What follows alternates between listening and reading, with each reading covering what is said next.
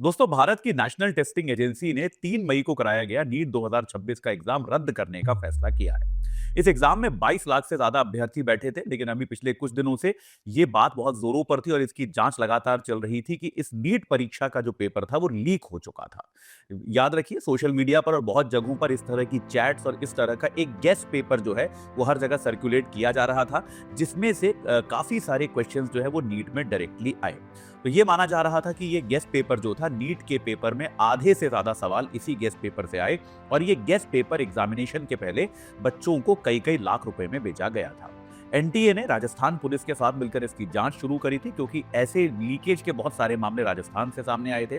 और जब ये पुष्टि हो गई कि ये पेपर निश्चित तौर पर लीक हुआ था और अब इस एग्जाम को पवित्र या फिर शुद्ध मानने का कोई तरीका नहीं है, तो भारत सरकार की अनुमति के बाद एनटीए ने इस एग्जाम को रद्द करने का फैसला कर दिया है। इस एग्जाम के रद्द होने से भारत में पब्लिक एग्जामिनेशंस पर जो एक सवालिया निशान लगा हुआ है पिछले कुछ वर्षों से, वो और गहरा होता है। आपको याद होगा, 2024 के नीट में भी बहुत सारे विवाद हुए थे।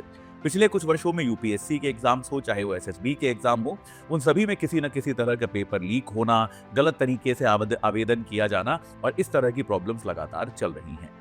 एनटीए ने अभी के लिए ये कहा है कि केंद्र सरकार इसकी जांच जो है, इस पेपर लीक की जांच सीबीआई को देगी।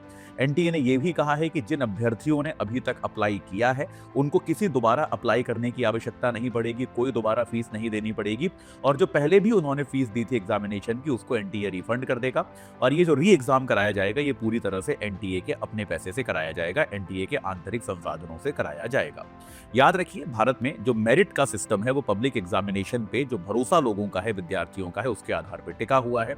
दिल्ली में ऑलरेडी काफी सारे विद्यार्थी सड़कों पर उतर आए हैं इसके खिलाफ प्रदर्शन करने के लिए। और इस तरह से नीट की परीक्षा के रद्द हो जाने के बाद भारत में परीक्षाओं की जो पवित्रता है, जिस तरह से आप इंडिपेंडेंटली ट्रांसपेरेंटली एग्जाम कराते हैं, उस पर एक बहुत बड़ा सवालिया निशान खड़ा होता है। आपको क्या लगता है कि क्या इन परीक्षा की व्यवस्थाओं में सुधार किया जाना चाहिए? अगर हाँ, तो कैसे?